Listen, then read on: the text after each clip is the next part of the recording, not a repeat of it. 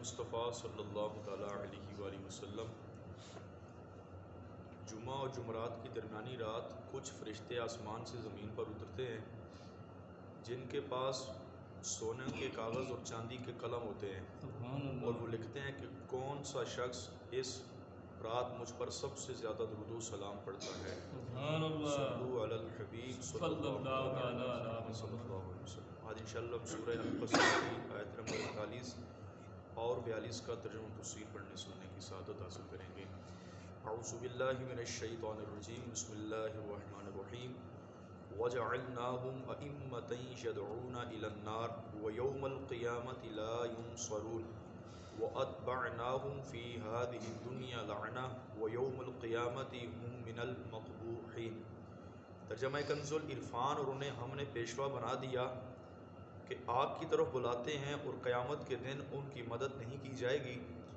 اور اس دنیا میں ہم نے ان کے پیچھے لعنت لگا دی، اور قیامت کے دن وہ قبیح یعنی بری حالت والوں میں سے ہوں گے۔ ارشاد فرمایا کہ ہم نے فرعون اور اس کی قوم کو دنیا میں لوگوں کا پیشوا بنایا کہ وہ لوگوں کو کفر اور گناہوں کی دعوت دیتے ہیں، جس کی وجہ سے وہ عذاب جہنم کے مستحق ہوں، اور جو ان کی اطاعت کرے وہ بھی جہنمی ہو جائے، اور قیامت کے دن کسی بھی طرح ان کی مدد وغیرہ نہیں کی جائے گی۔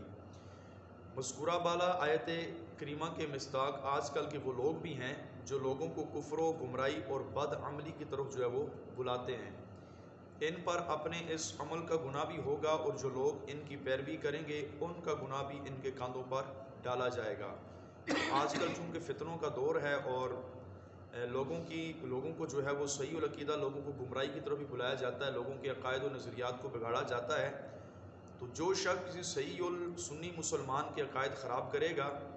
تو خود تو وہ گمراہ ہے ہی ہے، لیکن اس کے عقائد خراب کرنے کا گناہ بھی اس کے سر پر ڈالا جائے گا۔ اسی طرح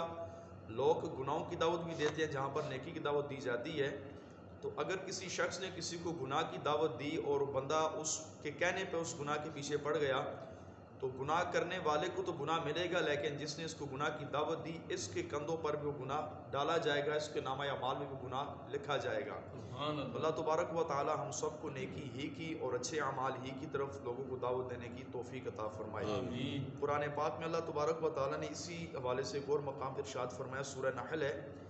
فرمایا ترجمہ کنز العرفان، اس لیے قیامت کے دن اپنے پورے بوجھ اور کچھ ان لوگوں کے گناہوں کے بوجھ اٹھائیں گے جنہیں اپنی جہالت سے گمراہ کر رہے ہیں، سن لو یہ کیا ہی برا بوجھ ہے جو یہ اٹھاتے ہیں۔ اس آیت مبارکہ سے بھی یہی معلوم ہوا کہ گمراہی اور گناہوں کی طرف لوگوں کو دعوت دینے والا شخص بھی دوسروں کی گمراہی اور ان کے گناہوں کا گناہ بھی اپنے کندھے پر لیتا ہے۔ حضرت ابو ہریرہ رضی اللہ عنہ فرماتے ہیں، نبی پاک علیہ الصلوۃ والسلام نے ارشاد فرمایا، جس شخص نے ہدایت کی دعوت دی تو اسے اس کی ہدایت کی پیروی کرنے والے کے برابر اجر ملے گا، اور پیروی کرنے